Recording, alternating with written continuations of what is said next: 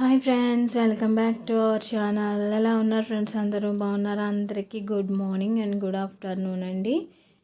నిన్న Friday video అండి.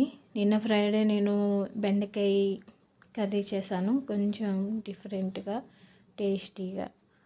ఇలా కూడా చేయొచ్చా అనేలా ఉంటుందండి. చాలా బాగుంటుంది. మనం ముందుగా ఒక 1/2 కిలో బెండకాయని శుభ్రంగా క్లీన్ చేసుకొని వాటిని అయితే మీడియం సైజులో కట్ చేసుకొని దాంట్లోనూ కొంచెం ఉప్పు కారం వేసుకొని మ్యారినేట్ చేసి పక్కన పెట్టుకోవాలి. తర్వాత ఏమో ఒక 2 టమాటాలు, జీలకర్ర, వెల్లుల్లిపాయ, అల్లం అయితే వేయలేదండి నేను, అది మిక్సీ పట్టేశాను.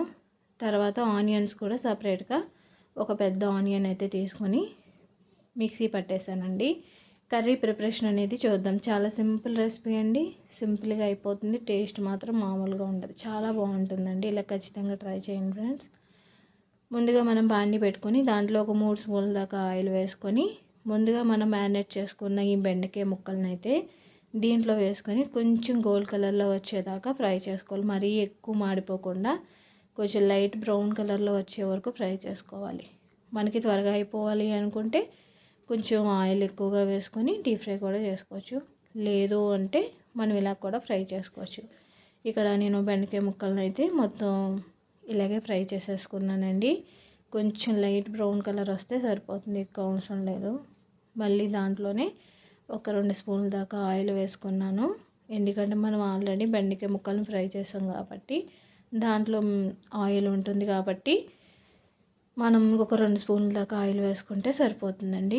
ఆ ఆయిల్ వేసుకున్న తర్వాత మనం ఆల్రెడీ మిక్సీ పట్టుకున్న ఉల్లిపాయ, టమాటా, వెల్లుల్లిపాయ, జీలకర్ర ఇదంతా మిక్సీ పట్టాం కదండి, అదంతా పేస్ట్ అంతా దీంట్లో వేసేసుకోవాలి. ఇది బాగా మగ్గిపోవాలండి, ఎందుకంటే మనం పచ్చి మిక్సీ పట్టాం కాబట్టి పచ్చివాసన అంతా కూడా పోయేంత వరకు కూడా మనం ఇక్కడ గ్యాస్ మీద ఫ్రై చేసుకోవాలండి.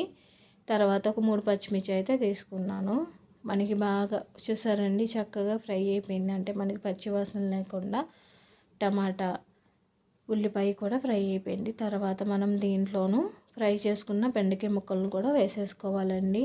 ఈ బెండకాయ ముక్కల్ని వేసేసుకున్న తర్వాత ఒక్కసారి మనం మొత్తం అంతా ఈ మసాలా అంతా కూడా ఈ బెండకాయ ముక్కలకి కలిసేంత వరకు కూడా కలుపుకోవాలి. ఎక్కువగా ఫ్రై అవ్వాల్సిన అవసరం లేదు. ఆల్రెడీ మనం బెండకాయ ముక్కల్ని ఫ్రై చేసాం కదా ఫ్రెండ్స్, అందుకని ఎక్కువ ఫ్రై అవసరం లేదండి. దీంట్లో నేనైతే కారం ఎక్కువ తినే వాళ్ళైతే 2 స్పూన్ల దాకా వేసుకోవచ్చు. నేనైతే 1.5 స్పూన్ వేసానండి, సరిపోతుంది. తర్వాత ధనియాల పొడి వేసాను.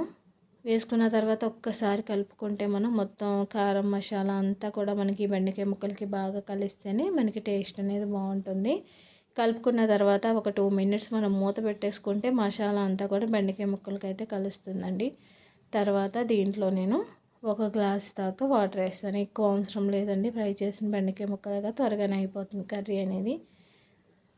మనం వాటర్ వేసుకున్న తర్వాత మనం ఒక 5 మినిట్స్ అండ్ 6 మినిట్స్ అంతే ఫ్రెండ్స్. కర్రీ మనకి చాలా త్వరగా అయిపోతుందండి. చాలా చూసారండి, కర్రీ అనేది చక్కగా గ్రేవీ కూడా చాలా బాగా వస్తుందండి. స్పైసీగా తినే వాళ్ళైతే కొంచెం కారం ఎక్కువ కూడా వేసుకోవచ్చు, కానీ నాకైతే అన్నీ కరెక్ట్గా సరిపోయాయండి. చపాతీలో కానీ రైస్లో కానీ చాలా బాగుంటుంది. ఎప్పుడు పులుసే కాకుండా చక్కగా ఇలా కూడా మసాలా వేసుకొని బెండకాయని ఇలా ట్రై చేస్తే చాలా బాగుంటుందండి. నేనైతే దగ్గరికి ఎగరబెట్టేశాను.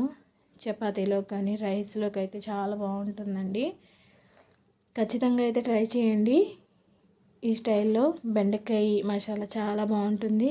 ఓకే ఫ్రెండ్స్, ఫైనలీ నేను చేసిన ఈ బెండకాయ పులుపు లేకుండా టమాటా వేసి ఎలా ఉందో కామెంట్ చేయండి, లైక్ చేయండి, షేర్ చేయండి. Okay friends, bye.